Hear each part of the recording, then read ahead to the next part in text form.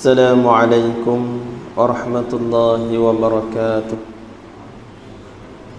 بسم الله الرحمن الرحيم.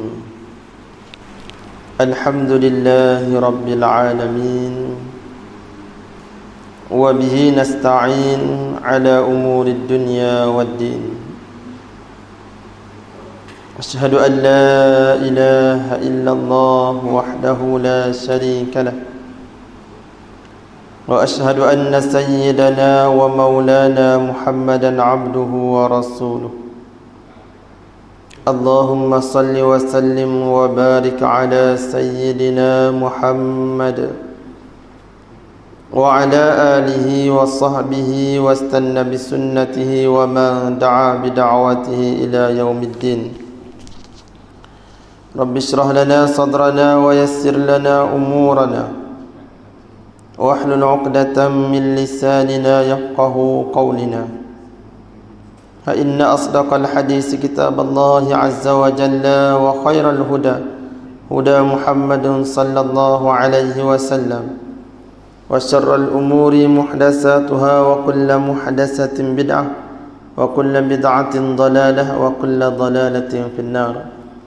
Alhamdulillah, syukur kita kepada Allah Subhanahu wa taala kerana masih lagi Allah Taala memilih di antara hamba-hambanya Allah Subhanahu wa taala untuk kita berada dalam majlis ilmu. Mudah-mudahan dengan keberadaan kita ke dalam majlis-majlis yang seumpama ini diberi rahmat, diberi kurniaan daripada Allah Subhanahu wa taala dengan berlipat kali ganda. Kerana setiap perkara yang kita lakukan, pastinya kita memohon rahmat, pastinya kita menambahkan rahmat, pastinya kita nak keredaan daripada Allah Subhanahu wa taala. Apapun yang Allah Taala tetapkan kepada kita, sebenarnya itu untuk menjadi satu jalan untuk kita menghampirkan diri kepada Allah Subhanahu wa taala. Sama ada sihatkah kita, sama ada sakitkah kita, sama ada kayakah kita, sama ada miskinkah kita, sama ada susah hatikah kita, sama ada senang hatikah kita, semuanya untuk membawa kita mengenal Allah Subhanahu wa taala, mencari keredaan Allah, mendambakan rahmat daripada Allah Subhanahu wa taala. Maka sebab itulah setiap masa, setiap ketika, setiap saat kita kena mensyukuri kerahmatan, kenikmatan yang diberi oleh Allah Taala ini. Sekurang-kurangnya kita masih ada dalam hati kita ungkapan terima kasih, ungkapan rasa syukur, ungkapan rasa membesarkan nikmat yang diberikan oleh Allah Subhanahu wa taala, sama ada nikmat yang zahir ataupun yang batin. Sekurang-kurangnya biar ada dalam hati kita, ya Allah, terima kasih ya Allah, Engkau masih sihatkan aku ya Allah. Terima kasih ya Allah, Engkau masih beri penglihatan kepada aku ya Allah, sehingga aku dapat melihat ya Allah. Terima kasih ya Allah, Engkau masih berikan kepada aku pendengaran ya Allah. Terima kasih ya Allah, Engkau masih bangunkan aku daripada tidur ya Allah. Terima kasih ya Allah, Engkau masih boleh berikan aku untuk bernafas ya Allah, masih memberikan aku peluang untuk hidup ya Allah, masih memberikan aku peluang untuk bertaubat kepadamu ya Allah. Terima kasih ya Allah, Engkau bagi aku mulut untuk aku bercakap ya Allah. Terima kasih ya Allah, Engkau bagi aku telinga untuk aku mendengar ya Allah, dan masih lagi boleh mendengar ya Allah. Nah, maka terima kasih ya Allah di atas segala kenikmatan yang kita nak sebut satu persatu tak termampu kita kerana terlalu banyak. Terima kasih ya Allah, Engkau bagi aku iman ya Allah. Terima kasih Engkau bagi aku Islam ya Allah. Terima kasih Engkau bimbingkan aku ya Allah ke jalan lurus ya Allah. Terima kasih Engkau letakkan aku di atas akidah yang benar ya Allah. Terima kasih Engkau bawa aku supaya membimbing aku supaya taat kepadamu ya Allah. Terima kasih Engkau bimbing aku untuk meninggalkan maksiat ya Allah. Terima kasih Engkau bimbing aku supaya sentiasa ingat kepadamu ya Allah. Terima kasih ya Allah, Engkau berikan kesihatan kepada anak bini aku ya Allah, keluarga aku ya Allah, jiran tetangga aku ya Allah, masyarakat aku ya Allah. Maka kalau kita nak terima kasih semua sekali tak termampu, tapi sekurang-kurangnya apa yang kita buat, apa yang kita nak melangkah, pastikan kita berada di dalam keredaan Allah Subhanahu wa taala, kerana itulah yang menunjukkan rasa syukur kita kepada Allah Subhanahu wa taala di atas segala kenikmatan kerahmatan daripada Allah Subhanahu wa taala ini. Dan jangan lupa berdoa kepada Allah Subhanahu wa taala, banyakkan berdoa. Banyakkan berdoa, amalkan wirid-wirid, zikir-zikir. Itulah yang menangkis sikit sebanyak daripada bala, untuk ditarik oleh Allah Subhanahu wa taala, untuk dijauhkan daripada penyakit, segala perkara lah yang menyebabkan kita susah hati dan sebagainya. Amalkan wirid, amalkan zikir selepas sembahyang, kerana dalam wirid itu ada ayat kursi, dalam wirid itu adanya amanar Rasul, dalam wirid itu adanya berbagai-bagai ayat-ayat syifa, penyembuh. Dalam Fatihah itu ada penyembuh dan sebagainya. Cuma banyakkan sikit, banyakkan sikit. Itulah antara usaha untuk kita menangani masalah-masalah yang berlaku di akhir-akhir inilah. Banyakkan membaca Bismillahirrahmanirrahim, la yadurru ma'asmihi syai'un fil ardi wala fis sama' wa huwas samiul alim. Banyakkan membaca A'udzu bikalimatillahi tammati min syarri ma khalaq. Banyak lagi lah. Dia kalau para habaib, apabila datang kepada dia satu penyakit bala bencana, maka dia mengamalkan ratib, susunan-susunan yang dibuat oleh para alim ulama, yang diambil sendiri daripada baginda Nabi sallallahu alaihi wasallam. Kadang-kadang dalam mimpi, kadang-kadang yang dengan yaqadhah dan sebagainya. Maka di antaranya ialah ratibul haddad, ratib al-attas, hizib bahar, hizib nawawi dan sebagainya. Itulah di antara baca-bacaan untuk kita menangkis daripada segala macam perkara kemudaratan yang berlaku, yang mungkin akan berlaku di tempat kita ataupun sekitarnya. Mudah-mudahan Allah Ta'ala lindungi kita. Jadi insya-Allah malam ni bukan nak cerita pasal corona dan sebagainya. Malam ni nak ceritanya tentang oleh kerana kita masih berada dalam bulan Rejab. Kita masih berada dalam bulan Rejab, yang mana kita sudah masuk ke fasa yang ketiga. Fasa yang ketiga, 10 hari yang ketiga. 10 hari yang pertama sudah lepas, 10 hari yang kedua sudah lepas, dan ini kita sudah masuk 10 hari yang terakhir pada bulan Rejab. Kita sudah masuk ke malam yang ke-22. Satu kedua. Dia berdua dah tak? Malam yang satu malam yang ke-21 Rejab. Jadi tak lama lagi kita akan meninggalkan Rejab, yang mana kita tahu mulianya bulan Rejab kerana berlakunya peristiwa Isra' Mi'raj, mulianya bulan Sya'ban kerana berlaku adanya nisfu Sya'ban, mulianya bulan Ramadan kerana ada berlakunya malam Lailatul Qadar. Maka kemuliaan yang menyebabkan kemuliaan yang terjadi di dalam bulan Rejab ini ialah kerana adanya peristiwa Isra' Mi'raj baginda Nabi sallallahu alaihi wa alihi wa sahbihi wa baraka wa sallam. Maka di kesempatan itulah marilah kita sama-sama menghayati sedikit sebanyak tentang perjalanan baginda Nabi sallallahu alaihi wa alihi wa sahbihi wa baraka wa sallam dalam peristiwa Isra' Mi'raj. Mungkin ada mistis yang nak disampaikan oleh baginda Nabi sallallahu alaihi wa alihi wa sahbihi wa baraka wa sallam. Jadi malam ini saya berhajat nak baca kitab tentang peristiwa Isra' Mi'raj. Dan bukan saya baca seorang semua dengar, tak nak begitu. Saya ada baca, saya bawa kitab, fotostatik kitab, boleh ambil sikit.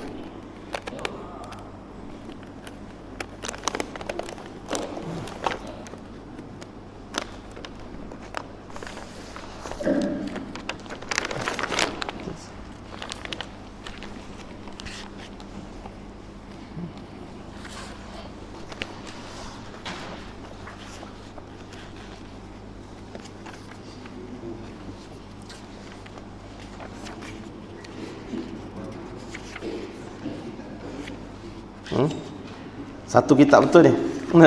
InsyaAllah kita akan baca daripada mula sampai habis. InsyaAllah malam ni akan habis pukul 1 pagi insyaAllah. Bukan malam ni nak habis, takut dengar kita.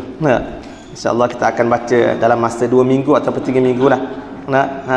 Minggu ni kita baca sikit, minggu depan kita baca sikit. Mungkin dalam paling cepat pun dalam 3 kali baca lah. Cepat dah tu, 3 kali baca insyaAllah habis. 3 kali baca, 3 minggu lah.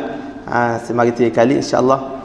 Mudah-mudahan Allah Ta'ala permudahkan, berikan kesihatan kepada kita, kepada saya dan sebagainya.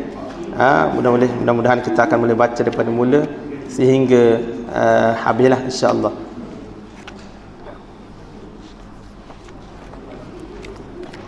Dan kalau ada kesempatan-kesempatan yang lain nak panggil orang datang berceramah dan sebagainya, tidak ada masalah.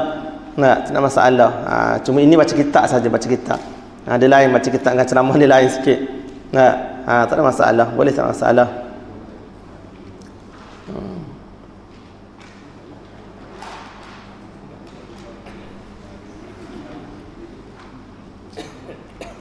Cukup. Ni sikit.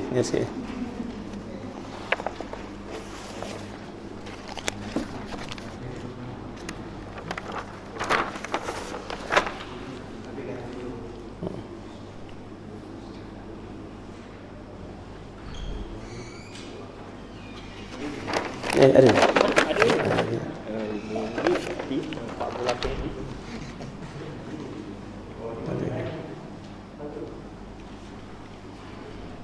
Kalau tak cukup ada lagi, dah kata ada lagi. Saya dah putus stick ni dah 300 dah. 300 dah. Dah habis dalam 200.5 saya ada. 200 kitab setengah.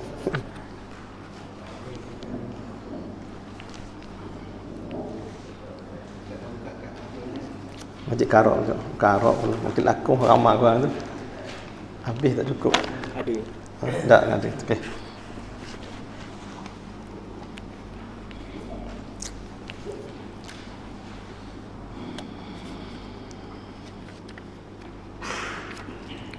Jadi sebelum kita mulakan kitab kita ini, dan kita tangguh dulu kitab yang biasa kita baca, kitab Hidayatul Sibyan, tangguh dulu sementara. Kita akan tumpukan pada pembacaan kitab Isra' Mi'raj. Jadi sebelum itu marilah sama-sama kita sedekahkan Al-Fatihah kepada pengarang kitab asal. Pengarang kitab asal yang di kulit kitab ni. Di kulit kitab ni ialah kulit kitab asal. Kulit kitab asal yang Isra' Mi'raj yang bahasa Arab. Kemudian hak dalam tu, hak saya terjemah dah. Hak dalam ni hak tu saya tulis. Hak saya terjemah daripada kitab yang asal dia. Kalau siapa-siapa nak kitab yang asal, bagi tahu saya, insya-Allah saya akan tulis kitab yang asalnya, kitab Arab. Boleh bagi juga. Jadi sama-sama kita sedekahkan Al-Fatihah sedikit kepada pengarang kitab asal yang luar ni lah. Hak dalam tu saya tulis, itu hidup lagi orang tu. Hak saya tulis tu, jangan sedekah Fatihah pada dia. Sedekah Fatihah pada kulit kitab asal ni, pengarang kitab asal Isra' Mi'raj ini.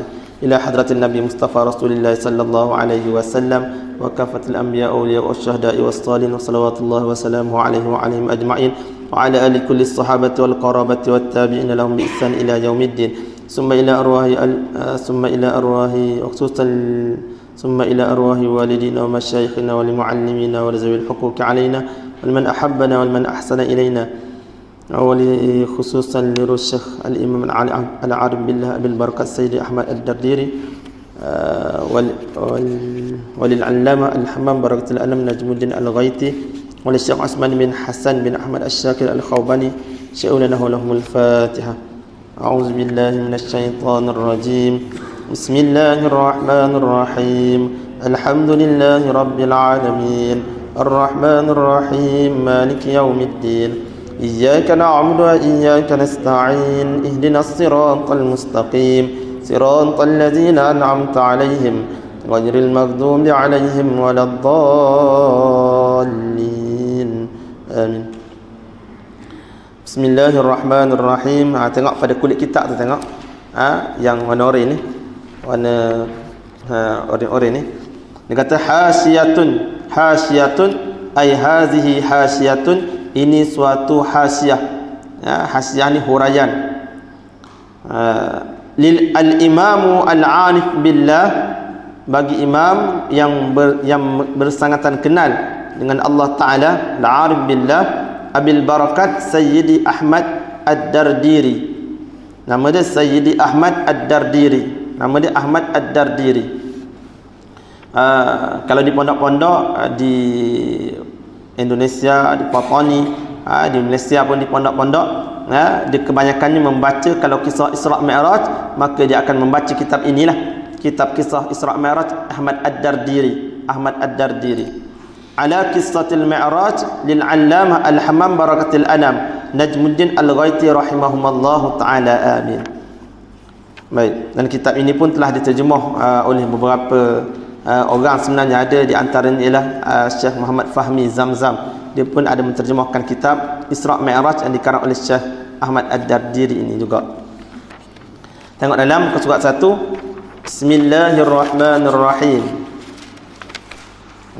Di situ tak ada bismillah, tak ada bismillah. Dia sebenarnya saya ada tulis bismillah, tapi ketika potong stick tu dia kata tak muat nak buat bismillah. Dia potong sikit bismillah atas tu, maka hilanglah bismillah di situ. Benda yang sangat berharga sebenarnya bismillah. Nabi kata kullu amrin zibalin la yubda'u fihi bi bismillahirrahmanirrahim fa huwa aqta aw ajzam aw abtar ay naqisul barakati wa in tamma hissiyan. Kata Nabi, tiap-tiap pekerjaan yang dicita-cita pada syarak, yang harus pada syarak, yang tak dimulai dengan bismillah, tiap-tiap pekerjaan yang tak dimulakan dengan bismillahirrahmanirrahim, maka pekerjaan itu seolah-olah kalau binatang lah, seperti binatang yang terpotong ekornya, tak molek lah. Yakni ainaqisul barakati, kurang keberkatannya, kurang keberkatan. Kalau orang yang tak membaca bismillah dalam pekerjaan hak dia buat, maka kurang berkat. Wa in tamma hissiyan, walaupun sempurna pada zahirnya, sempurna, tapi pada hakikatnya tidak sempurna kerana kurang keberkatannya, kerana tak dimulai dengan bismillahirrahmanirrahim. Begitu. Baik, maka di situ kalau ada pen tu tulislah sikit atas sekali tulis bismillahirrahmanirrahim. Kalau ada pen tu tulislah. Berkata sebab-sebab Mi'raj. Sebab-sebab berlakunya Mi'raj. Apa dia Mi'raj? Mi'raj ialah perjalanan Nabi daripada Baitul Maqdis ke langit. Dia panggil Mi'raj. Dia asal pada lughahnya mana tangga. Mi'raj ini ialah tangga. Maka perjalanan Nabi daripada Mekah ke Baitul Maqdis dinamakan dengan Isra'. Perjalanan Nabi daripada Baitul Maqdis naik ke langit dinamakan dengan Mi'raj. Subhanalladzi asra bi'abdihi lailan minal masjidil harami ilal masjidil aqsa alladzi barakna haulah. Allah Ta'ala sebut dalam Al-Quran, Maha suci Tuhan yang memperjalankan hambanya. Kalau tengok dalam Quran, banyak lagi kisah-kisah yang pelik. Kisah Nabi Ibrahim menyembelih anaknya Nabi Ismail pelik. Kisah Nabi Sulaiman pelik-pelik belaka. Kisah Nabi Musa alaihissalam membelah laut dan sebagainya pelik juga. Kisah Nabi Saleh dengan unta yang keluar daripada batu pelik juga. Tetapi kisah Nabi Muhammad yang di Isra' Mi'rajkan oleh Allah Ta'ala, itu yang terangkat, itu yang masyhur diceritakan oleh orang dan diangkat oleh Allah Ta'ala. Sebab apa? Maka kata ulama, di antara sebabnya ialah semua kisah-kisah itu berlaku, kisah Isra' Mi'raj ini berlaku kepada afdalul makhluqat, seafdal-afdal makhluk, iaitu Nabiuna Nabi Muhammad sallallahu alaihi wa alihi wasahbihi wa baraka wasallam. Yang pertama. Yang keduanya, tidak ada kisah-kisah yang lain yang dimulai oleh Allah Ta'ala dengan menyucikan diri dia, melainkan kisah Isra' Mi'raj ini Allah Ta'ala sucikan diri dia dulu dengan mengatakan subhanallazi, maha suci Tuhan yang maka oleh kerana menyucikan, Allah Ta'ala menyucikan diri dia dulu, bersumpah dengan nama dia dulu, maka peristiwa ini peristiwa yang sangat penting, yang tak dimulai dengan demikian daripada kisah-kisah yang lain. Kemudian Allah Ta'ala sebut subhanallazi asra bi'abdihi, memperjalankan hambanya. Maha suci Tuhan yang memperjalankan hambanya. Sebab apa sebut hamba? Sebab apa tak sebut Muhammad? Yang memperjalankan Muhammad tak sebut. Dia kata memperjalankan hambanya. Kerana di situ apabila kata hamba, mestilah ada roh dan jasad sekali. Bukan roh saja, bukan jasad saja, bukan, bahkan roh dan jasad sekali. Bermakna peristiwa ini berlaku bukan dalam mimpi. Tidak. Kalau mimpi, roh saja pergi. Aku mimpi semalam pergi Mekah. Cium Hajar Aswad, tak ada orang. Cium Hajar Aswad, memang tak ada orang pun. Mu pun tak pergi juga, duduk sini je, mimpi je. Pelik apa? Manalah orang tutup belaka, tak ada orang pergi. Mimpi je. Mimpi tak beres, tak ada masalah. Dah mimpi. Tak pelik. Sekarang ni bukan mimpi yang berlaku pada baginda Nabi, iaitu abdun, jasad dan roh sekali pergi.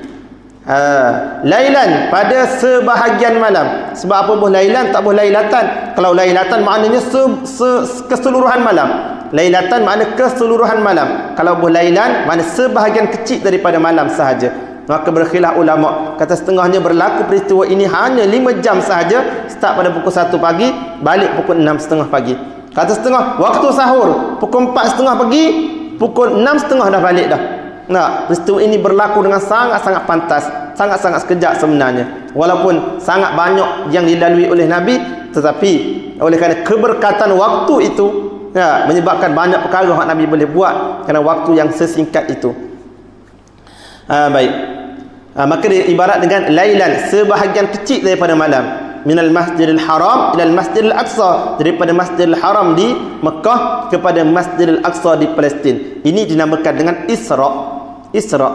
Nah, maka siapa yang mengingkari Isra, perjalanan Nabi daripada Mekah ke Palestin, hukum dia rasa akidah kufur, kerana jelas nas dengan Al-Quran tu ada. Baik. Adapun Mi'raj, ni kita ada lagi ni, nak ambil kita. Cuba lagi. Nak. Mana tak dapat, tak itu dulu. Ambil ni sekali.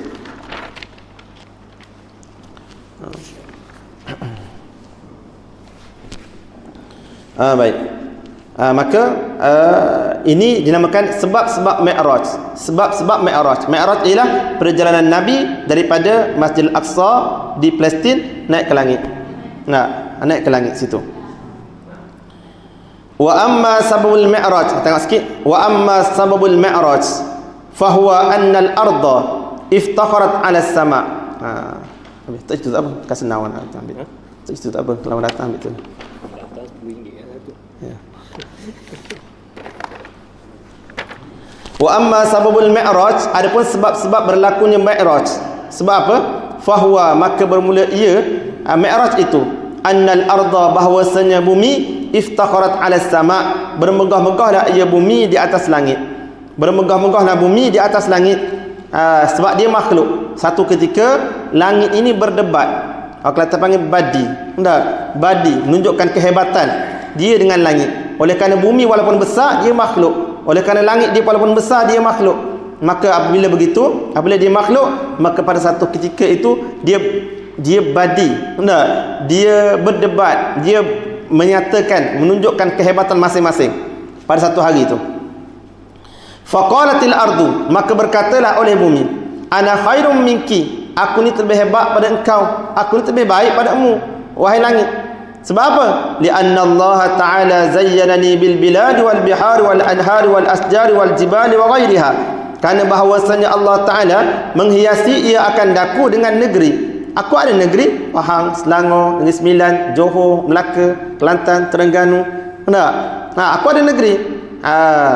Negara pula, negara Indonesia, Brunei, London, Amerika, India. Aku ada negeri, aku ada negara.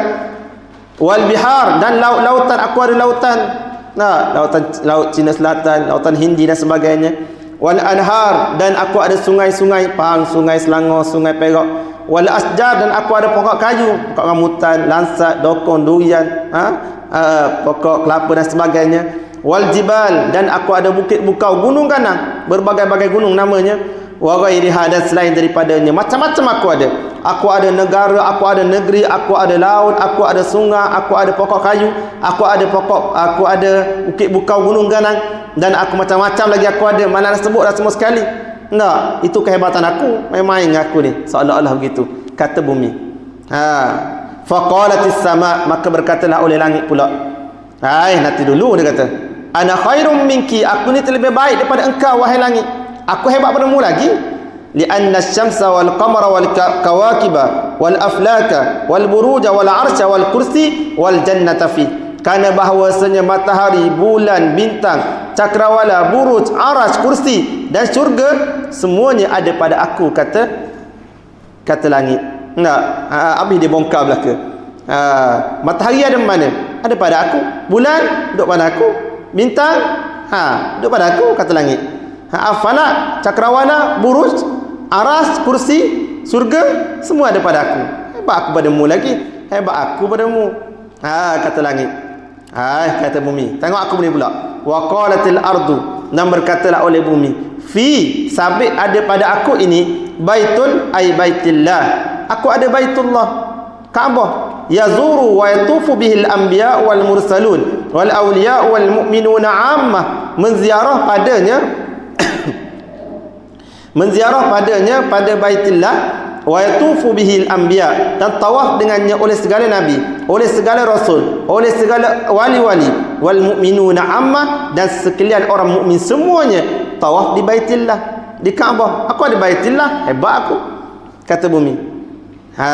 Bila bumi kata gitu, wa qalatis sama, dan berkata langit pula, fi, hakmu katamu ada baitillah, Kaabah, fi, sabit ada pada aku ini al baitul ma'mur, aku ada baitul ma'mur. Katamu ada baitillah, aku ada baitul ma'mur. Yatufu bihi malaikatus samawat, yang tawaf dengannya oleh segala malaikat yang berada di langit sana, semua tawaf di baitul ma'mur. Wa fil jannatu, wa fi, dan sabit pada aku al jannatul lati, syurga yang ada, yang ialah ma'wa arwahil anbiya wal mursalin wa arwahil awliya was salihin, yang menjadi tempat segala roh nabi-nabi, menjadi tempat segala roh rasul-rasul, menjadi tempat segala roh wali-wali, dan segala roh orang-orang soleh, semua duduk dalam syurga. Syurga itu duduk di aku, kata langit. Dia orang badi ni, badi menunjukkan kehebatan masing-masing. Ada makhluk ni, makhluk Allah Ta'ala, makhluk. Makhluk dia begitulah. Kan kata tak ada perasaan, tak ada perasaan. Ada perasaan rasa hebat dia daripada langit. Maka dia katakan kehebatan dia. Bumi langit kata hebat dia daripada bumi. Dia menyatakan kehebatan dia. Bumi kata dia ada baitillah, tempat tawaf segala rasul dan sebagainya. Langit kata aku ada baitul ma'mur, tempat tawaf malaikat-malaikat. Aku ada syurga, tempat roh rasul-rasul nanti. Begitu. Aku hebat lagi. Wa qalatil ard, dan berkatalah oleh bumi, inna sayyidal mursalin, bahwasanya penghulu segala rasul, wa khataman nabiyyin, siapa penghulu segala rasul? Iaitu Nabi Muhammad sallallahu alaihi wasallam. Wa khataman nabiyyin, dan penyudah segala nabi, siapa dia? Nabi Muhammad sallallahu alaihi wasallam. Wa habiba rabbil alamin, dan kekasih Tuhan sekalian alam, siapa dia? Nabi Muhammad sallallahu alaihi wasallam. Habibullah wa afdalul mawjudat, dan seafdal-afdal segala yang ada, seafdal-afdal makhluk, siapa dia?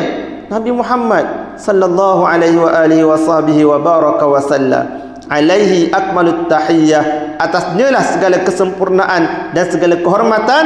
Wa tanafi wa ujri syari'atuhu alayya, duduk, kata bumi, duduk pada aku dan berlaku segala syariatnya atas aku, kata bumi. Penghulu segala rasul, Nabi Muhammad duduk pada aku. Penyudah segala nabi, Nabi Muhammad duduk pada aku. Penutup segala nabi, Nabi Muhammad duduk pada aku. Kekasih Tuhan sekalian alam, Habibullah, duduk pada aku. Seafdal-afdal makhluk, tidak ada makhluk yang paling afdal, yang paling hebat daripadanya, iaitu Nabi Muhammad sallallahu alaihi wasallam. Wa tanafi wa ujri syari'atuhu alayya, duduk pada aku dan berlaku segala syariatnya di atas aku, kata bumi.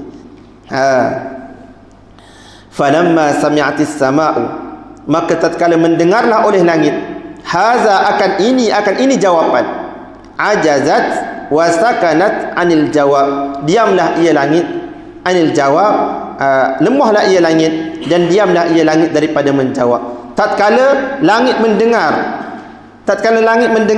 yang dibahaskan oleh bumi, bahawasanya dia ada penghulu segala rasul, dia ada Nabi Muhammad berada di atas bumi, maka langit pun terus terdiam, lemah daripada menjawab. Kalah langit, kalah berdebat langit di antara bumi, kalah langit. Sebab apa?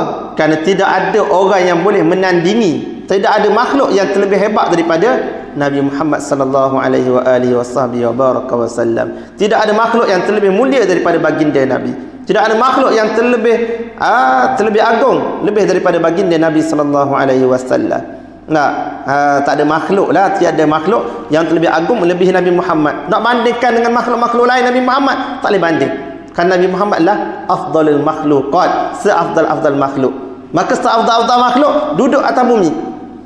Maka sebab itulah bumi boleh meremegah-megah. Bila kata gitu, langit diam, tu terdiam, lemah, sedih dia. wa tawajjahat ila Allah, dan berhadaplah ia langit kepada Allah Taala. Dia pun terus berjumpa dengan Allah Taala, berhadap dengan Allah Taala.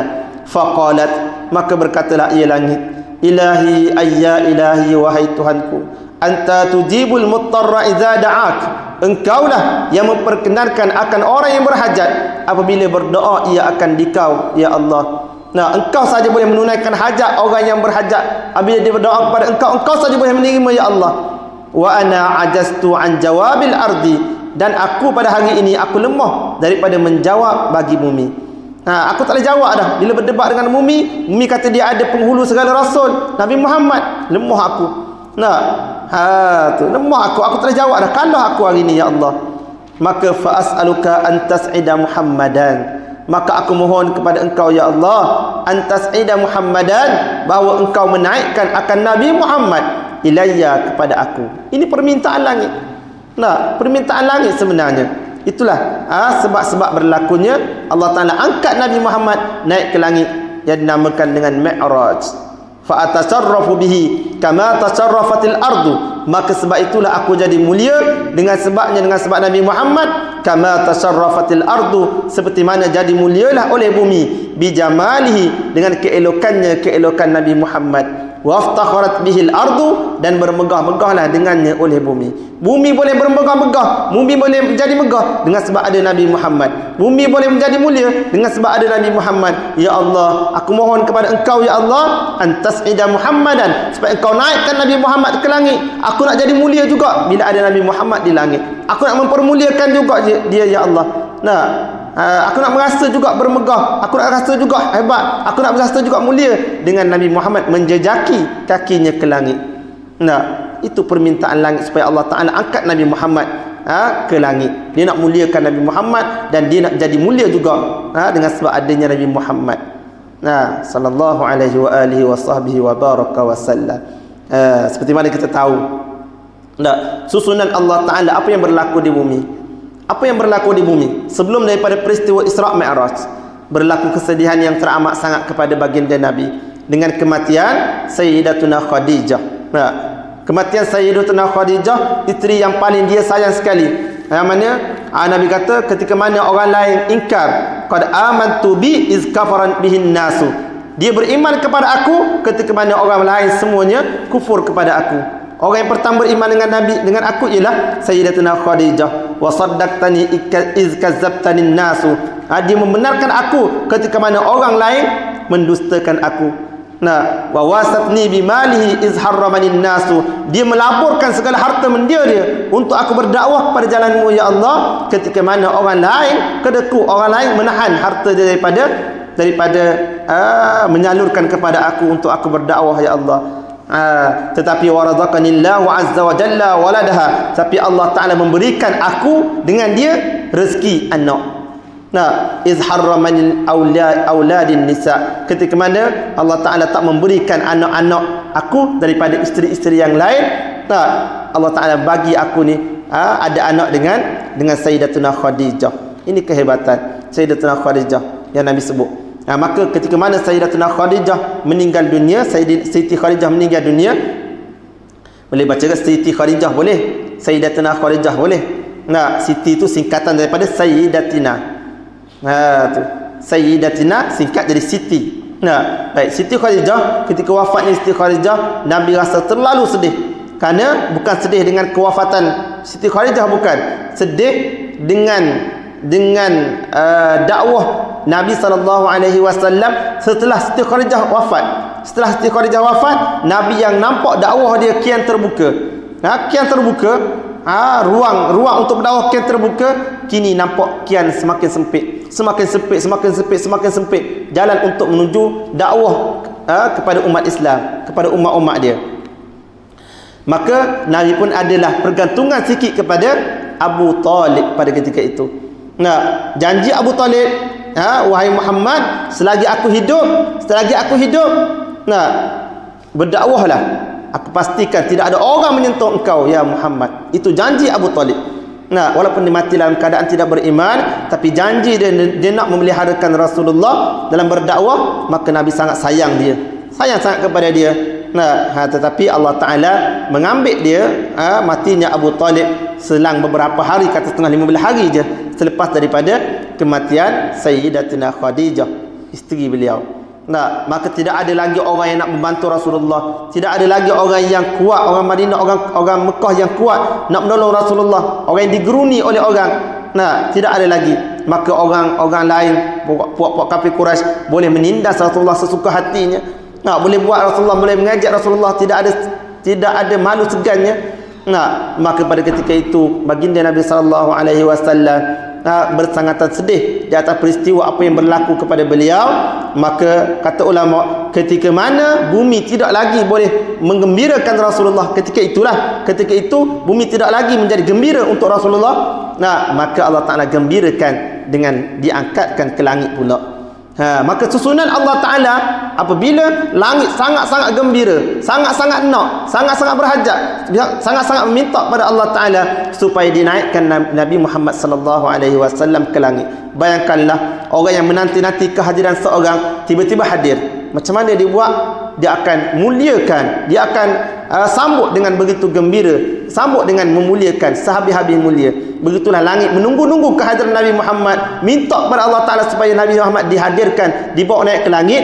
Tiba-tiba Allah Ta'ala naikkan Nabi ke langit oleh kerana ada peristiwa yang sedikit, sebab-sebab peristiwa yang sedikit berlaku di Mekah, kematian kedua insan yang Nabi sayang ini. Maka berlakulah peristiwa Mi'raj. Ini susunan Allah Ta'ala, bukan kebetulan. Bukan kebetulan. Ini susunan Allah Ta'ala berlaku di bumi, dan apa yang berlaku di langit, maka Allah Ta'ala angkat Nabi. Berlakulah peristiwa Mi'raj. Nabi di langit diangkat oleh Allah Ta'ala ke langit. Begitu. Baik. Fa'ajaba da'wataha, maka menerimalah ya Allah Ta'ala akan doa langit. Allah Ta'ala terima doa langit.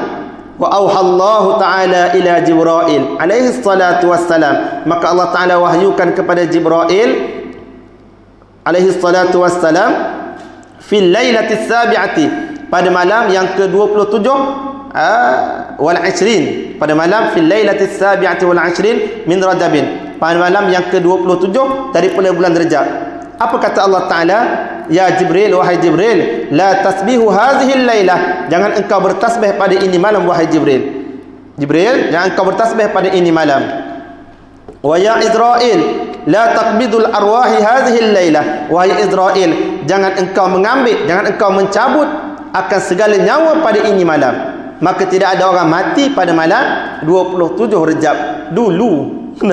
Bukan 27 Rejab tak lama ni. 27 Rejab ni tak ada jaminan. 27 Rejab yang malam hak Nabi diangkat ke langit itu, tidak ada orang mati pada malam tu, sebab Allah Ta'ala suruh malaikat Israel tidak mencabut nyawa manusia pada malam tersebut. Tidak ada yang mati. Faqala, maka berkatalah, faqala Jibril alaihi salatu wassalam, maka berkatalah oleh Jibril alaihi salatu wassalam, ajaatil qiyamah, adakah telah berlaku kiamat? Dia tengok pelik tiba-tiba Allah Ta'ala kata jangan cabut nyawa orang dah pada Israel. Tiba-tiba Allah Ta'ala kata jangan bertasbih dah. Jibril ni kerja dia ialah menurunkan wahyu. Ketika mana wahyu tidak ada yang nak diturunkan, maka dia pun bertasbih lah. Dia tak ada lepak-lepak macam kita kedai kopi, tidak. Bercakap kosong, mengumpat dan sebagainya, tidak. Dia bertasbih pada Allah Ta'ala. Yang ada kerja, Allah Ta'ala kata suruh turunkan wahyu, dia bawa wahyu turun kepada Nabi-Nabi. Yang tak ada apa-apa, dia pun duduk bertasbih. Maka Allah Ta'ala kata, malam ni mu jangan bertasbih, wahai Jibril. Malam ni mu jangan bertasbih. Wahai Israel, malam ni mu jangan cabut nyawa malam ni orang. Maka Jibril pun pelik. Maka dia kata, ajaatil qiyamah, adakah nak berlaku kiamat ya Allah? Qala, berkatalah ya Allah Ta'ala, la ya Jibril, tak lagi wahai Jibril. Bergaduh dah nak kiamat, nanti dulu. Tak kiamat lagi, banyak benda lagi tak selesai ni. Walakin, dan akan tetapi, izhab ilal jannati, pergilah kamu ke syurga, wa khuzil buraka, dan ambil oleh kamu akan burak. Mugi ke syurga wahai Jibril, mugi ambil burak syurga tu. Wazhab bihi ila Muhammadin, dan bawa pergilah olehmu dengannya, dengan burak, kepada Nabi Muhammad sallallahu alaihi wa alihi wa sahbihi wa baraka wa sallam. Fazahaba Jibril, Maka pergilah oleh Jibril ke syurga. Bila sampai ke syurga, wa ra'a arba'ina alfa burakin, dan melihatlah ia Nabi akan 40,000 burak. Dia tengok-tengok masuk-masuk dalam syurga, dah ada 40,000 burak. Dia nak ambil seekor je, ada 40,000 burak. Menengung dia di pintu syurga. Ambil mana satu ni? Nak ambil yang mana ni? Yarta'una fi riyadil jannah, sedang makan dalam kebun-kebun syurga. Duk makan dalam kebun syurga. Wa ala jabhatihim, dia sebab burak ni menjadi kenderaan ahli syurga nanti. Maka dia tunggulah dalam syurga tu. Duduk dalam syurga dah. Sebab dia memang menjadi kenderaan bagi ahli syurga nanti. Kalau siapa masuk syurga, insya-Allah mudah-mudahan kita akan masukkan oleh Allah Taala ke syurga. Insya-Allah kita akan boleh naik burak. Boleh naik burak. Tak padang kereta kita ni nak raung syurga, tak habis. Tak boleh ngajak-jak dengan terbang-terbang kita ni, tak boleh. Nak pakan dalam syurga tak mampu. Luasnya syurga tak tahulah seluas mana, seluas-luas. Orang yang paling bawah sekali masuk syurga yang paling rendah sekali ialah 10 kali ganda dunia. 10 kali ganda dunia. Itu orang yang paling bawah sekali masuk syurga yang paling bawah sekali. Maka kenderaannya yang pantas untuk mengelilingi syurga ialah burak sahaja. Maka burak pun ramai dalam syurga, yarta'una fi riyadil jannah, sedang makan-makan dalam kebun syurga. Wa ala jabhatihim, dan di atas dahi mereka itu burak, ismu Muhammadin, ada tertulis nama Muhammad. Nama di dahi-dahi burak semua tulis Muhammad di dahi-dahi mereka. Kerana dalam syurga ini disebut dalam hadis-hadis, dalam syurga ini daun-daun syurga, daun-daun pokok-pokok dalam syurga semuanya tertulis nama Nabi Muhammad. Semuanya tertulis nama Nabi Muhammad. Pintu-pintu syurga semua tertulis nama Nabi Muhammad. Bila pandang ke atas, maka tertulis asyhadu an la ilaha illallah wa asyhadu anna Muhammadar Rasulullah. Ketika mana Nabi Adam alaihi salam duduk dalam syurga, dia pandang ke atas, dia tengok asyhadu an la ilaha illallah wa asyhadu anna Muhammadar Rasulullah. Dan ketika mana Nabi Adam nak disatukan dengan Siti Hawa, dia kena bayar mahar. Apa maharnya? Selawat kepada Nabi 3 kali. Mahar. Mahar nak dikahwinkan dengan Nabi, dengan Siti Hawa, maharnya ialah selawat 3 kali kepada Nabi Muhammad. Adakah Nabi Muhammad dalam syurga pada ketika itu? Tak ada lagi. Maka nama Nabi Muhammad telah masyhur dalam syurga. Telah masyhur di mana-mana dalam syurga tu, penuh syurga dalam syurga tu. Nama Nabi Muhammad saja. Maka telah masyhur dalam syurga, maka demikianlah yang berada, yang tertulis di dahi-dahi burak pun nama Nabi Muhammad juga, Muhammad. Bila begitu, wa ra'a fihim, dan melihatlah ia Jibril, fihim, pada kalangan mereka itu burak. Jibril pun perhati dalam ramai-ramai burak ni, burakan ada satu burak munkisar ra'sihi, yang menundukkan, hal keadaan burak itu menundukkan kepala, tunduk kepala. Yabki, menangislah ia burak. Wa tasilu min ainaihi damu'u, dan mengalirlah daripada matanya, mata burak itu oleh air mata. Mengalir daripada mata burak itu oleh air mata. Duk mengalir air mata, menitik tak menitik. Nak duk menangis, seekor burak tak makan, duk menunduk kepala. Maka Jibril pun pergi kat dia. Tengok ada seekor burak ni pelik ni, tak makan, duk tunduk kepala. Jibril pun pergi ke dia, pergi ke burak tadi, seekor tu. Faqala, maka berkatalah Jibril oleh Jibril, malaka ya burak, apa hal engkau ni wahai burak? Apa hal engkau ni wahai burak? Duduk nengung begini, duduk menangis dalam syurga ni. Ini bukan dunia, ni syurga dah ni, menangis lagi. Orang nak makan sesedap-sedapnya. Apa saja makanan nak dalam syurga, hak burak nak pun dapat. Saka kita nak, hak burak nak pun dapat juga. Tetapi seekor burak ni tak makan, duk menangis dalam syurga ni. Apa hal kau ni peliknya? Qala, berkatalah ia burak. Burak boleh bercakap Ya Jibril, wahai Jibril, inni sami'tu munzu 40,000 sanatin. Aku ni telah aku mendengar semenjak 40,000 tahun dulu dah, ismu Muhammadin, nama Muhammad. Aku dengar lama dah nama Nabi Muhammad, masyhur lama dah nama Nabi Muhammad dalam syurga ni. Fa waqa'a fi qalbi, maka jatuh dalam hatiku ini mahabbatan, kasih, rindu, cinta, sahib hadzal ismi, akan tuan ini nama. Jatuh dalam kasih, jatuh cinta, jatuh sayang dalam hati aku ini kepada tuan bagi nama ni. Siapa tak tahu?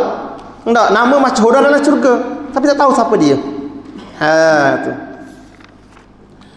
Wa asyqtuhu, dan aku rindu akan Nabi, akan sahibu hadzal ismi, tuan bagi ini nama, aku sangat rindu Nabi Muhammad.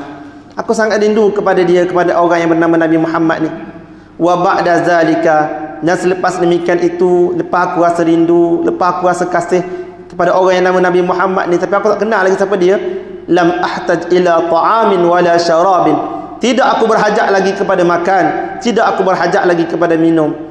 Tak selera dah aku nak makan, tak selera dah aku nak minum, dengan sebab terlalu rindu, terlalu kasih kepada orang yang bernama Nabi Muhammad ni. Siapa dia tak tahu. Kenapa? Orang begitu hebat, masyhur namanya di syurga. Orang sebut-sebut sama di syurga sana, tertulis nama dia berserta dengan nama Allah Ta'ala, asyhadu an la ilaha illallah wa asyhadu anna Muhammadar Rasulullah. Tapi tuannya tengok lagi, siapa dia Nabi Muhammad ni? Siapa dia Nabi Muhammad ni? Tak hanya tengok ni. Maka burak pun rasa rindu, rasa kasih, sehingga tak hajat lagi, tak selera nak makan, tak selera nak minum. Kita ada pernah menangis kerana rindu kepada Nabi Muhammad? Tak ada. Pernah tak kita tak selera nak makan hari ni? Apa rindu kepada Nabi Muhammad? Ada? Tak ada. Rindu kepada orang lain kita boleh menangis, rindu kepada Nabi Muhammad tak pernah menangis. Sebut nama orang lain kita boleh menangis, sebut nama Nabi Muhammad tak pernah sedikit pun menangis. Kerahnya hati kita. Balik ke rumah nanti menangis. Biar menangis, bangun tengah malam banyak-banyak selawat, menangis kepada Allah Ta'ala di atas kerasnya hati kita, tidak pernah menangis, tidak pernah sedih, tak pernah rindu, tak pernah cinta kepada orang yang akan menolong kita di akhirat nanti.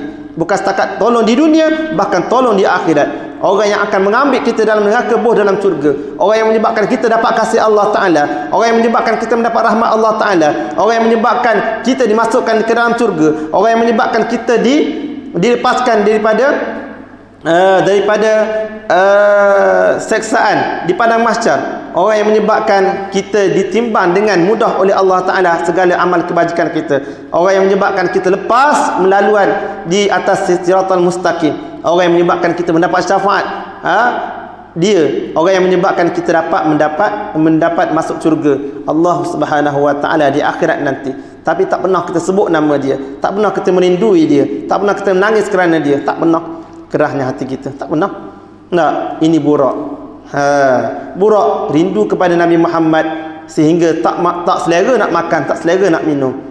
Wahtaraktu binaril ashki, dan terbakar aku, kata burak, dengan api kerinduan. Terlalu rindu kepada Nabi Muhammad hingga terbakar, bergelodok hatiku ini, sehingga tak selera dah aku nak makan, tak selera dah aku nak minum, kerana setiap hari duk teringat kepada orang yang bernama Muhammad ni. Siapa orang begitu hebat ni?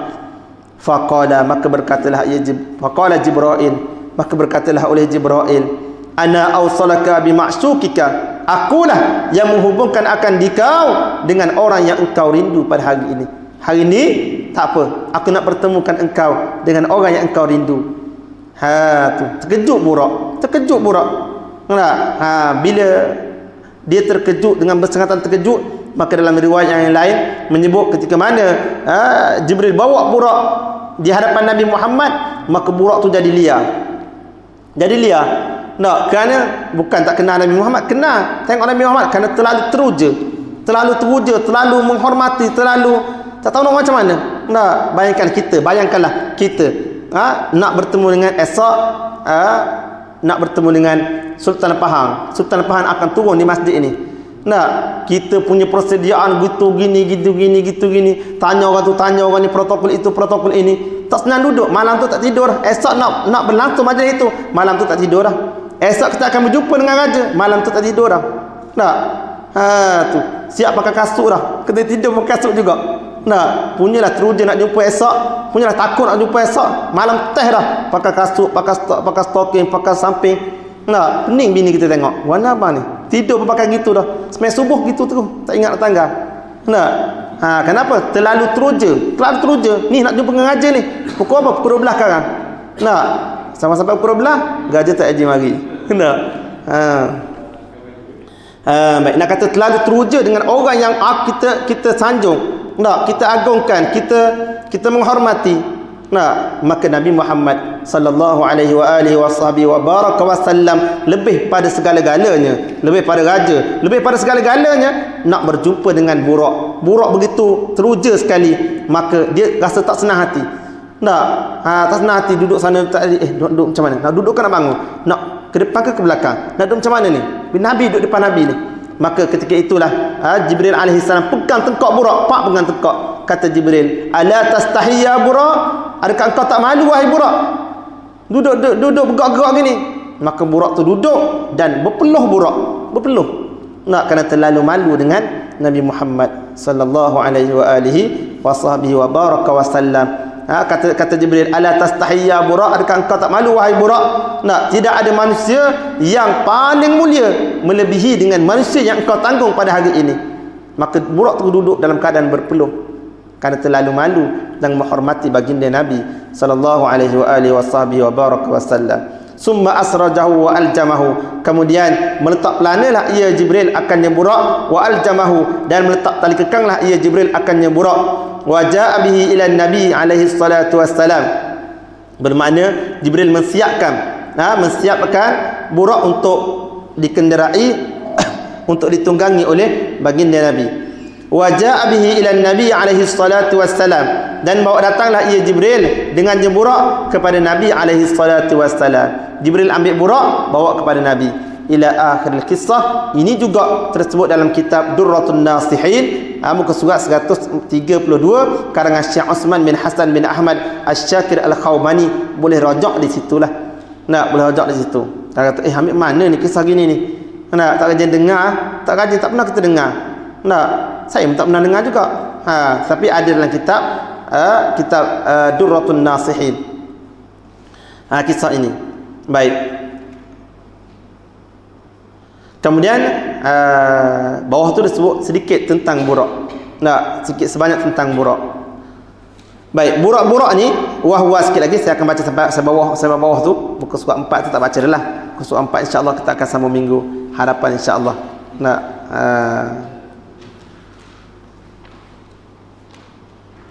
InsyaAllah kita akan sambung pada minggu hadapan pada muka surat 4 ni muka surat sampai muka surat 3 je habis bawah ni. Burak tu wahwa dabbatun, iaitu seekor binatang, abyadun, yang putih, tawilun, yang panjang, fauqal himari, besar sikit daripada himar, keldai, wadunal baghali, kecil sikit daripada baghal. Kecil sikit daripada baghal.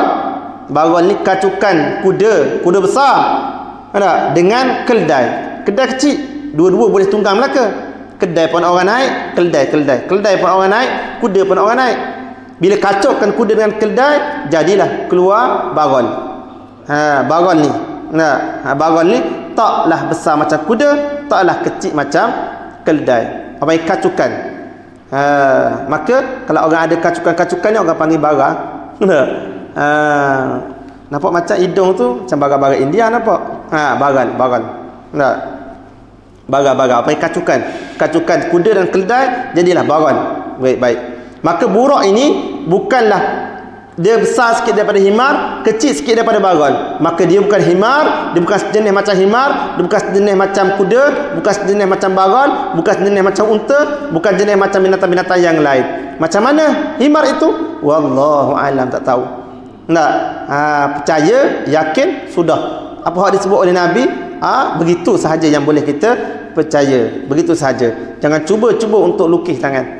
Jangan cuba-cuba untuk membayangkan bagaimana burak, jangan cuba-cuba untuk melukiskan bagaimana burak, jangan. Yang orang lukis-lukis tu, orang lukis-lukis tu, bentuk kuda tapi ada sayap dekat paha. Burak ke? Bukan burak. Jangan kita ajar anak kita itu burak tu, kita kata. Kita kata pada anak kita, ini kuda bersayap. Ada tak kuda bersayap? Tak pernah tengok. Itulah orang gila je lukis ni. Kena kata gitu kan anak kita. Maksud supaya dia tak lukis. Baik, orang tak betul je lukis gini ni. Jangan lukis. Wadunal baghal yad'u hafirahu, meletaklah ia burak hafirahu, akan satu kakinya, inda muntaha tarafihi, di sisi tempat penuduh penglihatannya burak. Bermakna sejauh mata memandang. Sekali letak kaki, sejauh mata memandang. Bayangkanlah kalau kita pandang tepi laut, kat mana penghujungnya? Seolah-olah tidak ada penghujung. Nah, kita pandang tepi laut jauh, tak tahu penghujung kat mana, tak tahu. Mana hujung tak tahu. Nah, selagi kita boleh pandang, kita pandang je. Tepi laut dah, tepi laut. Mana penghujungnya? Tak ada. Seolah-olah tidak berpenghujung. Selangkah buruk je tu. Selangkah je, sampai. Sampai tempat yang kita pandang tu. Hebat tak hebat, laju tak lajunya buruk. Tu. Maka boleh bandingkan dengan kapal terbang? Tak boleh. Nah, kapal terbang bukannya sejauh mata memandang sekali terbang, sejauh mata memandang. Tak, kita boleh tengok lagi. Lambat je kapal terbang. Tak, walaupun dia berjalan lebih daripada 800 km sejam. Kita naik highway, kita naik highway 110 tu pun dah laju dah. 110 itu dah laju dah. Naik highway tu, walaupun kita rasa tak laju. Kalau 120 JPJ kata laju dah. Maka sama kita kalau lebih daripada 110. Tapi kapal terbang 800 km sejam, 800 lebih kilometer, kadang-kadang 900 km sejam. Kelajuan dia terlalu laju. Tapi bila kita duduk atas kapal terbang, kita nampak ujung kita nampak. Tepi tingkat lah, nampak ujung tu. Adakah sekejap sampai sana? Lambat juga. Lamanya. Nak lepaskan satu awan. Nak kata besarnya awan, nak lepaskan satu awan tu pun jadi lama. Slow je nampak awan. Lepas pada awan. Padahal begitu laju dah dia berjalan itu. Nak katanya nampak lagi ujung. Lambat dia sampai ke ujung tu. Baru sampai ke ujung. Nampak ujung tu pula. Lambat baru sampai ke ujung tu. Bukan sung selalu tak. Buruk sejauh mata memandang, selangkah dia je. Lebih laju daripada jet, lebih laju daripada segala-galanya. Tidak ada orang boleh menandingi kelajuan buruk, tidak ada lagi. Tu tidak ada lagi. Baik, buruk bersama dengan malaikat pula. Panjanglah cerita malaikat. Malaikat diciptakan daripada nur, cahaya. Bagaimana orang mengkaji kelajuan cahaya bagaimana? Itu cahaya dibuat oleh manusia. Bagaimana cahaya dibuat oleh Allah Ta'ala? Lagi laju. Kelajuannya. Kan nak fikir penimpangan kita hari ni. Tak terfikirlah. Begitu laju malaikat Jibril, begitu laju malaikat Israel, begitu laju buruk bawa Nabi. Nabi jatuh tak duduk atas buruk? Terbang tak Nabi duduk atas buruk? Tak terbang. Ada pakai topi keledar? Tak ada. Ada pakai tali keledar dan sebagainya? Tak ada. Ada ikat badan Nabi ikat buruk? Tak ada. Bagaimana keadaan buruk? Begitu laju Nabi relax atas tu bagaimana? Kalau kita nak bayangkan, tak terbayang. Adakah rambut Nabi jadi angin tolak dengan kuat, rambut Nabi jadi terbang itu, nak bercakap pun tak dengar dengan orang sebelah? Tak ada. Nabi relax cakap dengan Jibril. Jibril duduk sebelah ni. Jibril bukan duduk belakang. Kalau kita kata binatang itu seperti kuda, binatang itu seperti kuda, dia akan duduk, Nabi duduk depan, ataupun Jibril duduk depan, Nabi duduk tengah, Mikail duduk belakang. Jadi tiga jalan. Nabi duduk tengah, Jibril duduk belah kanan, Mikail duduk sebelah kiri. Macam mana? Macam kereta pula nampak. Pak duduk dia tu. Bagaimana? Sebab itulah kalau nak bayangkan tak boleh bayang. Sebab dia binatang syurga. Bila sebut syurga, Nabi bayangkan mala ainun ra'at wala udhun sami'at wala khatara ala qalbi bashar. Tak pernah terlintas di mata, tak pernah terlintas, pernah terpandang di mata, tak pernah terlintas, tak terdengar di telinga, tak pernah terlintas di hati. Itulah syurga. Demikianlah buruk binatang tunggangan dalam syurga, tak pernah terlintas bagaimana keadaan dia. Tu. Sebab itulah kalau peristiwa Isra' Mi'raj ini kita dahulukan dengan akal, kita takkan terima. Takkan terima. Kalau kita dahulukan wahyu, insya-Allah kita akan boleh terima. Mendahulukan wahyu. Bila kerana Allah Ta'ala kata begitu, begitulah. Nabi kata begitu, begitulah. Percaya sudah. Nak kaji selaju mana, tak payah kaji. Nabi naik ke langit. Ada pakai oksigen tak? Ada pakai oksigen tak? Tak ada, tak pakai. Ada udara tak atas tu? Tak ada udara. Boleh Nabi hidup, relax, tak ada masalah pun. Tak ada pakai macam orang pergi ke bulan, tak ada pun. Itu je. Boleh belah langit pula, naik atas lagi, naik atas kursi, sampai ke ar, sampai ke kursi tu. Sampai ke mustawan dan sebagainya. Itu semua di luar jangkauan akal pemikiran kita. Maka tidak perlu fikir dengan akal, tak perlu logik akal, tak perlu.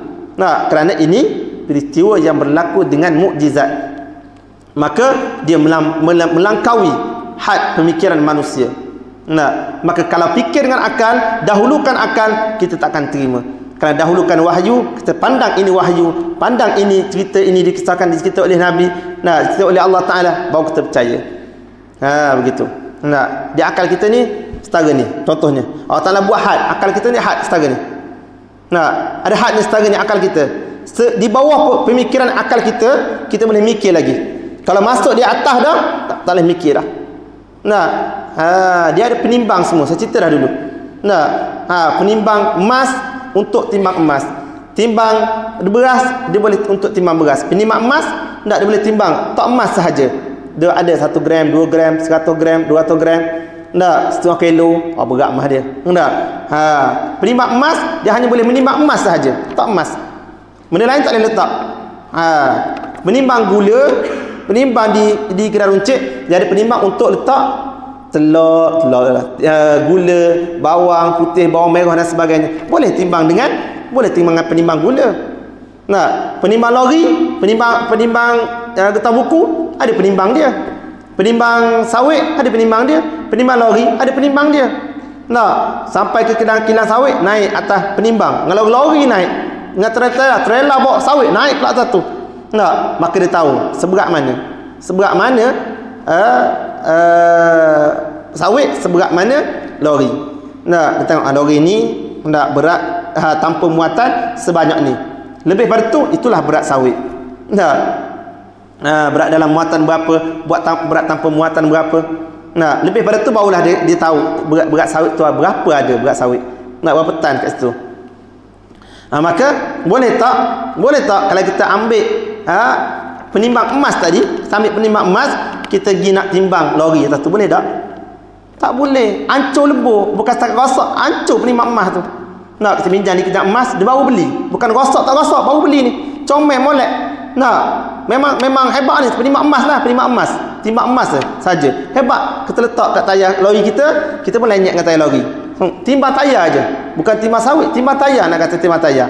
Guana jadi penimbang emas tadi. Hancur lebur. Nah, sebab penimbang emas dihadkan untuk timbang emas sahaja. Nah, penimbang gula hadkan untuk timbang gula sahaja. Tak boleh timbang benda lain. Dia ada had dia, sakatan-sakatan dia. Nak timbang benda lain, kena ambil penimbang yang lebih besar lagi. Kita Allah Ta'ala jadikan akal, dia ada timbangan, dia ada had, setakat ni. Nah, kalau setakat benda-benda kecil-kecil, boleh kita fikir lagi, boleh di bawah pemikiran kita lagi, kita boleh terima lagi. Nah, bila dah di atas pemikiran, tak boleh nak fikir dah. Maka tak payah fikir. Nah, dah atas pemikiran kita dah, luar pemikiran kita dah. Kelajuan burak bagaimana, keadaan Nabi naik tanpa oksigen bagaimana, tak payah fikir.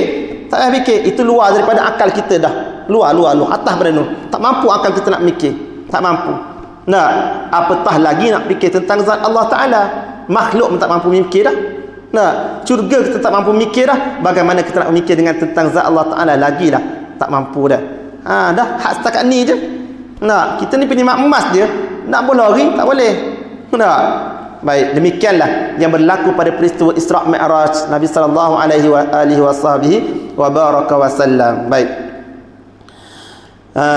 Maka sebab itulah dinamakan dengan burak. Burak ni yakadul barqu yakhtafu absarahum sebut dalam Quran. Hampir-hampirlah yakadul barqu, hampir-hampirlah barqu ni kilat. Hampir-hampirlah kilat itu menyambar penglihatan mereka itu orang munafik. Yakadul barqu, barqu maknanya kilat. Burak satu binatang yang kelajuannya seperti kilat, bahkan lebih laju daripada kilat, itu maknanya. Sekali letak kaki sejauh mata memandang. Muttaribal uznaini, hal keadaan bergerak-gerak dua telinga dia, tanda dia kuat. Wa iza ata ala jabalin irtafa'at ijlahu, apabila dia datang di atas, apabila datanglah ia burak di atas bukit, bila nak naik bukit, irtafa'at rijlahu, maka terpanjanglah kaki belakangnya. Nak naik bukit begini, naik bukit beginilah, naik bukit mesti akan begini. Nabi pun jadi ke belakang itu, naik bukit, tapi irtafa'at rijlahu, panjang kaki belakang dia, kaki belakang dia panjang gitu. Jadi molek. Wa iza habata, bila turun daripada bukit sepatutnya begini. Menungging pula gitu. Pegang balik jatuh nanti. Sepatutnya begini. Irtafa'at jadahu, panjanglah kaki hadapannya, panjang kaki hadapan. Bermakna Nabi naik burak, begini sama. Steady je, relax je. Nah, hanya kaki dia bergerak. Nah, kaki bergerak pendek panjang, pendek panjang, pendek panjang, pendek panjang. Burak bukan terbang, macam kapal terbang. Aku naik kapal terbang pun relax juga macam duduk atas rumah. Nah, bukan kapal terbang, tak ciri kapal terbang. Kapal terbang bukan berjalan, burak berjalan, burak melangkah. Tak, pijak atas laut, pijak dalam laut, pijak di atas gunung, pijak di atas bukit, pijak di atas paya, pijak di atas sungai, tak kira, jalan tu, tak melangkah gitu. Itu burak. Tak? Tu. Kapal terbang tak ci, dia bukan berjalan, kapal terbang terbang. Dia tak pijak di atas bukit dan sebagainya. Nah, kapal terbang tu tak pelik. Burung tak pelik sebab dia terbang gitu. Nah, hak peliknya burak, berjalan gitu. Tapi orang duduk atas tu seperti duduk atas kapal terbang, relax gitu. Dia duduk atas rumah. Dia berjalan, tak gerak sikit abut pun. Baik. Kan pelik tu. Lahu janahani, kecanggihan burak. Canggih ni burak. Lahu janahani, dan ada baginya burak dua sayap. Ada sayap. Fi fakhizaihi, pada dua pahanya, paha burak. Yahfiru bihima rijlahu, buat menolonglah akan kedua-duanya sayap itu akan kakinya. Dan sayap itu bukan untuk terbang, sayap itu untuk menolong kaki dia supaya cepat melangkah sahaja. Dan sayap dia bukan duduk di rusuk begini macam burung, tidak. Sayap dia duduk di paha. Tapi ingat, bukan jangan lukis begitu. Dan hak lukis-lukis tu bukan. Tak, orang lukis gambar kepala kuda. Tak, kadang-kadang orang lukis gambar kepala orang, cerita-cerita orang putih tu, cerita orang putih. Tak, kadang-kadang tertengok juga, bukan tengok pun tak minat langsung cerita-cerita gitu. Kita hak mengarut sekali. Tak, cerita orang putih, dia buat ada sayap belaka, semua pokok dia ada sayap belaka. Tak, muka orang bentuk kuda dia buat. Tak, tu macam iblis belaka nampak. Tak. Kalau iblis ya, mungkin begitulah. Tapi nak ceritakan itulah kadang-kadang adanya, begitulah keadaan burak, nak kata begitu. Begitulah keadaan malaikat. Nah, ada malaikat jahat, ada malaikat baik, ada malaikat begitu. Tapi tak. Jangan kita ajak anak-anak kita, nanti anak kita tanya, ini apa ni ayah? Tak, macam kuda tapi ada sayap. Macam kuda tapi ada sayap ni. Kita kata itulah kuda yang bersayap. Tak. Kuda bersayap. Ada ke? Tak ada. Tak. Dan orang ni lukis, orang ni tak betul ni, sebab tu dia lukis. Memang tak ada kuda bersayap. Sebenarnya burak bukannya umpama kuda, bukan. Dalam keadaan Nabi naik itu dalam keadaan steady, Nabi naik tu tak jatuh, Nabi naik tu Nabi duduk panjang gitu. Bukan duduk ke depan belakang, bukan, duduk panjang gitu. Jibril, Mikail, Nabi duduk tengah. Nabi naik dalam keadaan tidak angin, tidak tersentuh sikit pun oleh angin, seolah-olah ada cermin belakang depan dia. Tapi tak ada cermin. Bagaimana keadaan burak? Tu tak tahu tu bagaimana kehebatan burak dah. Tu. Dan kelajuan burak yang tak terhingga lajunya, maka demikianlah. Maka di sini menggambarkan peristiwa ini, mula-mula menggambarkan dua perkara. Yang pertamanya menggambarkan bagaimana hormatnya, mulianya, memuliakan Nabi, memuliakan oleh bumi kepada baginda Nabi sallallahu alaihi wasallam, dan berebut antara bumi dan langit nak muliakan kepada baginda Nabi sallallahu alaihi wasallam, diikuti dengan burak yang begitu kasih kepada, yang membawa Nabi ini ialah burak yang paling cinta, paling kasih, paling rindu kepada Rasulullah sallallahu alaihi wasallam. Apa yang kita faham? Yang kita faham sebelum kita mendengar peristiwa Isra Mi'raj, yang pertamanya mesti kita kena ada mahabbah. Dengar dengan rasa mahabbah, dengar dengan rasa kasih, cinta, rindu, sayang, yakin, beriman, yakin 100% kepada baginda Nabi sallallahu alaihi wasallam. Kerana depan nanti kita akan mendengar kisah-kisah yang lagi pelik, macam-macam lagi kisah-kisah yang pelik yang berlaku nanti, yang kita akan baca nanti, yang berlaku pada baginda Nabi sallallahu alaihi wasallam. Maka kalau tidak ada kepercayaan kepada baginda Nabi, kita tidak akan boleh terima. Kalau tidak ada keimanan, keyakinan 100% kepada baginda Nabi, kita tidak akan boleh terima. dengan cerita-cerita yang begitu luar daripada akal pemikiran kita. Yang keduanya, diceritakan pula Buraq. Keadaan Buraq ni begitu laju, keadaan Buraq ni yang tidak serupa dengan binatang lain, keadaan Buraq ni yang begitu hebat, begitu canggih. Nak menggambarkan kepada kita bahawasanya inilah kalau Buraq kita boleh terima, Buraq ni yang tidak masuk di akal kita, kita boleh terima, kita boleh percaya, kita boleh yakin, insya-Allah kisah-kisah yang akan datang hak lebih pelik lagi kita akan boleh yakin. Dan percaya kepada kisah-kisah yang akan datang depan tu nanti. Kalau di Buraq tu pun dah kita tak ragu-ragu betul ke tak betul, itu bahaya. Tak payah dengar lah. Senang-senang tak payah dengar lah selepas ini. Kerana lepas ini lagilah benda pelik-pelik, Nabi dibedah dan sebagainya. Begitu. Kemudian insya-Allah kita akan sambung pada muka surat yang keempat ini pada minggu depan insya-Allah insya-Allah. Sebab muka surat keempat ni barulah dia masuk.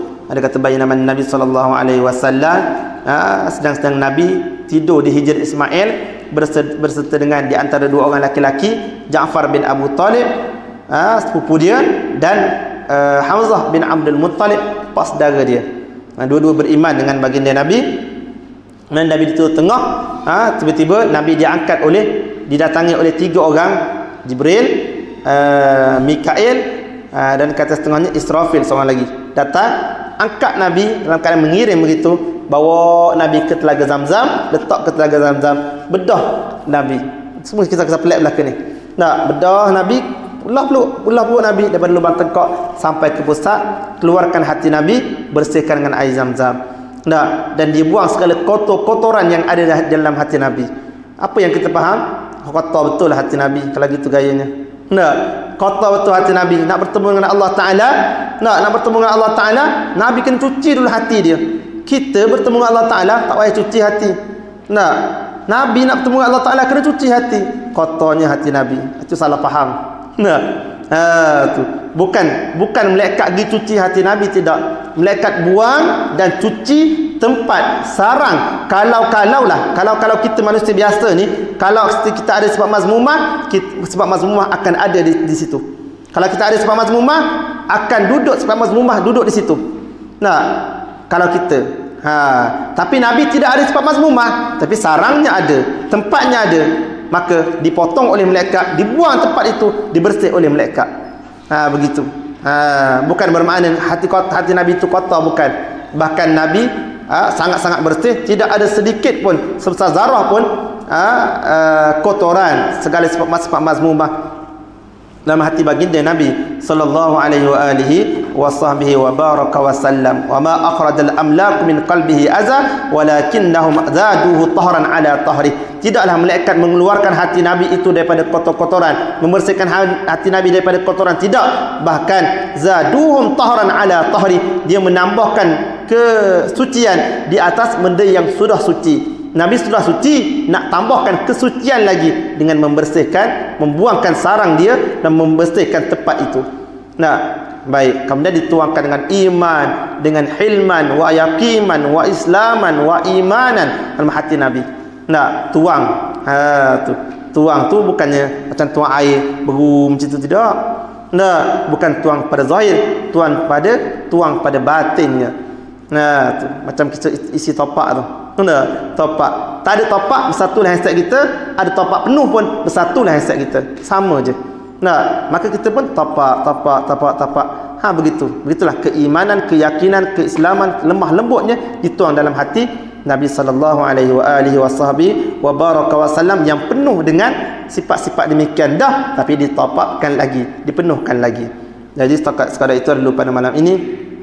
Mudah-mudahan dengan sedikit ini memberi kepahaman kepada kita secara mendalam tentang peristiwa Isra' Mi'raj baginda Nabi sallallahu alaihi wa baraka wasallam.